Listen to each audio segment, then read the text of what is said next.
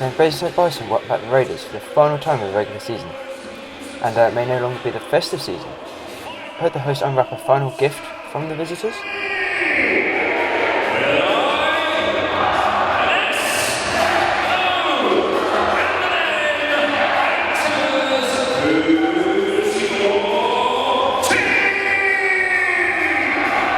Once play got underway, it'd soon be the Bison that would dominate the early minutes, as Harding's shot is stopped by James. The Raiders have a chance at the other end though, but the finish isn't quite there and the puck bounces away.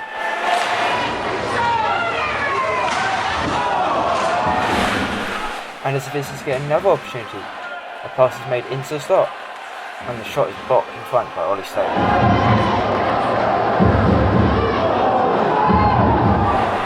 All before the Hood collect the rebound and break the other way, where Sutton's shot bounces out, no one is quite there to finish it off.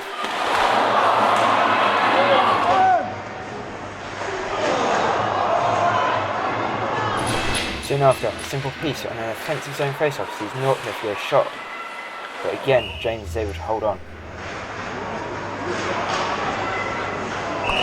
Now an offensive zone turnover for the hosts sees Adam Jones take the puck to the net, where his effort bounces off of James and ends up in the corner. And as Jones continues to pressurise James in the Raiders' net, it will this time be Talbot who fires a shot, but it goes high. And as the puck bounces back, the defence can't clear it, but Talbot is unable to redirect it goalbound. The visitors soon break the other way and drive the Bison net, but are unable to apply any finish to the shot.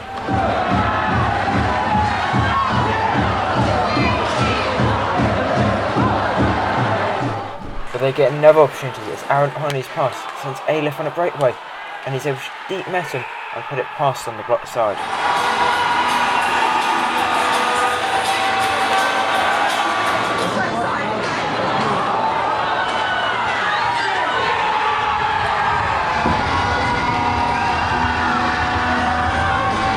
Soon after, they'd again attack the Bison goal, but this time Messam was able to stop the original effort before sprawling out to deny any rebound chance.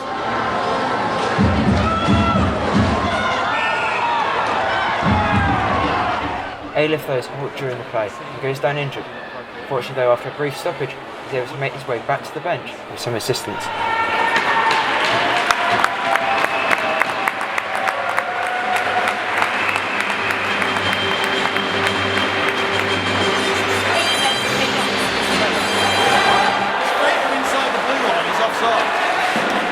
Now the game seems to be swaying in favour of the visitors as they get another opportunity, but Messam is able to challenge the snapshot and hold on for a whistle.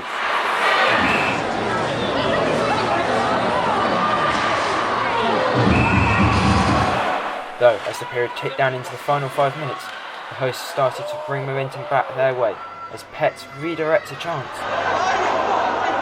Next up will be Sean Norris, who finds himself with the puck on his stick with time and space in front of goal, but possibly too much time, as James is able to get back across to stop the shot. Then, a brief lack of judgment sees the Herd turn the puck over in their own zone, and Honley picks out a man, all on his own in the centre of the slot, but again Metten is there to challenge the shot, and come up with the save.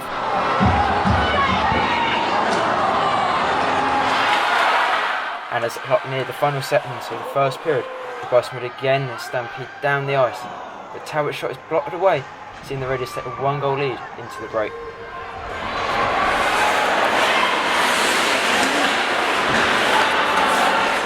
As the second then gets underway, the Bison come out still searching for a tying goal, but Northcliffe is unable to force it through James.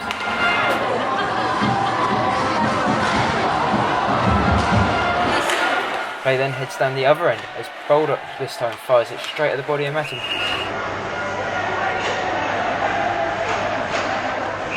Norris now takes the puck low into the Raider zone, passing it back for Plesner, who passes out and deflected away. Again, Norris gets the puck in the offensive zone, but James is able to block all his effort away. But only as far as Tate, who misses narrowly wide. That's what you need to do. Now with a man advantage, the Herd get to work trying to pull the visitors' defence out of position. before the puck finds its way again to Norris, who too misses wide of the mark. The Herd continue their dominance as they press again. This time Pleasure deflects to take a shot wide of the near post.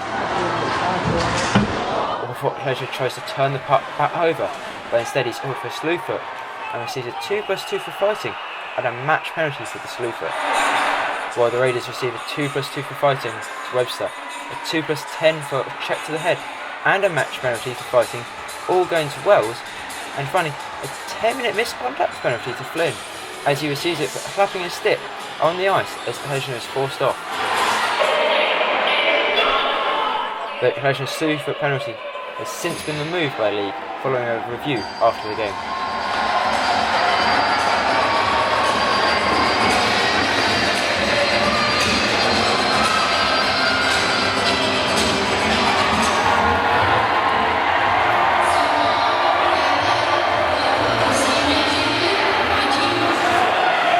And with the removal of a key player for the Herd in this game, the Raiders get a chance as they mount another attack, and Aleph gets his second after it takes an unfortunate deflection off a Jace 8.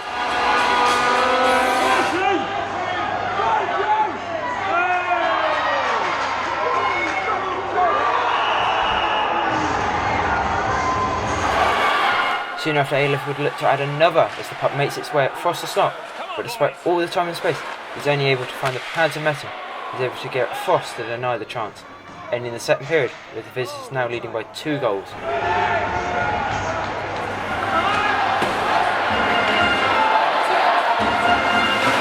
Now the Stampede having to make up a 2-goal hole. They again come out fighting at the start of the third, but James is again able to hold on to the effort. Raiders now storm up the ice, but Metum is able to get Frost and deny the chance from the pass before the rebound is put behind the goal.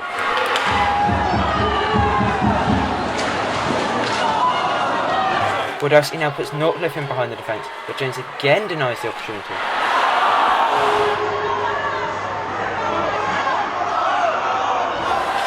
Nets would be Tate to give it a go, and a man advantage, but James is able to make the stop before sprawling out to deny any possible rebounds.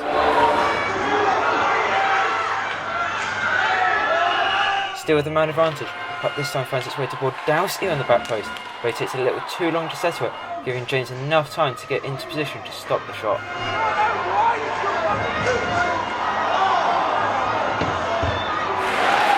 The Raiders now find themselves with a power play, and Aleph is able to tally his hat-trick goal on the turn as he extends his side's lead to 3 goals.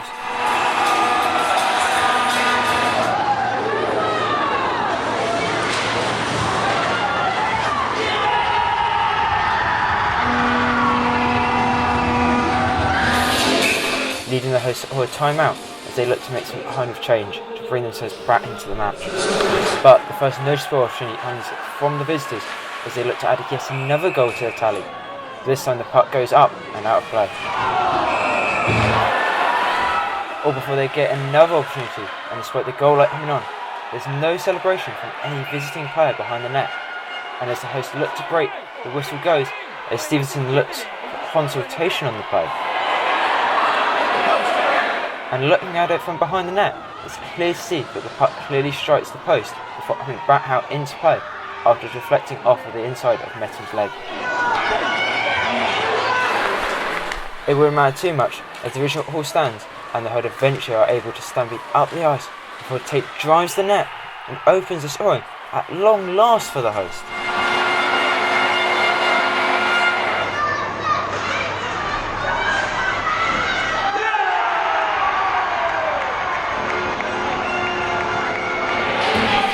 And straight off the restart, Norcliffe would force his way into the offensive zone, but James is again there to stop the shot. But with a delayed penalty now in the play, Bison would look to add a second goal as they try and overload the visitors, and birthday boy Jay Hing is able to calmly put the shot past James, making it a 1-goal game with just under 3 minutes left to play.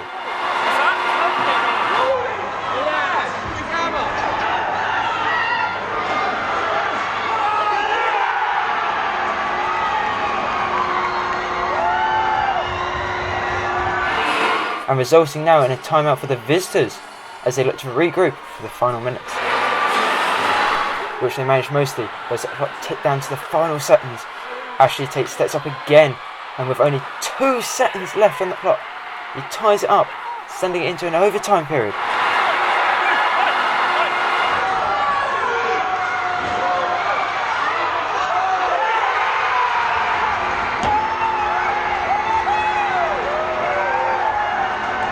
While the team celebrate on the ice, however, Darren has his own moment answering the haters from the away end. And despite protests coming from the Raiders for interference in the play, Hewitt sticks by the original call and awards the goal.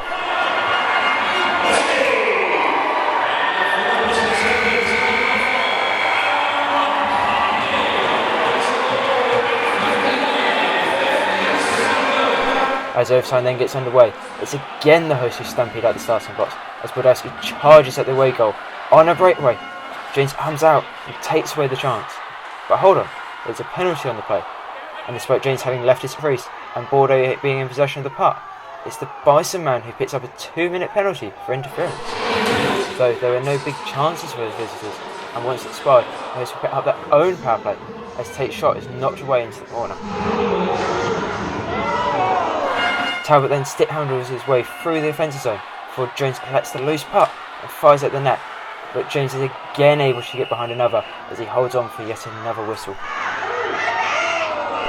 And as we head into the final 20 seconds, the herd still continues to press as the puck finds its way to Wardowski now, who shoots, but Jones is able to get behind another before it's worked back to Harding, but his shot goes high and over the goal. As the puck comes back out the zone, the hosts replay it and try one final time, and as Tate drives the net yet again, Jones is this time able to stop him, but Bordowski is there to finish it off with just 1.6 seconds remaining in the game.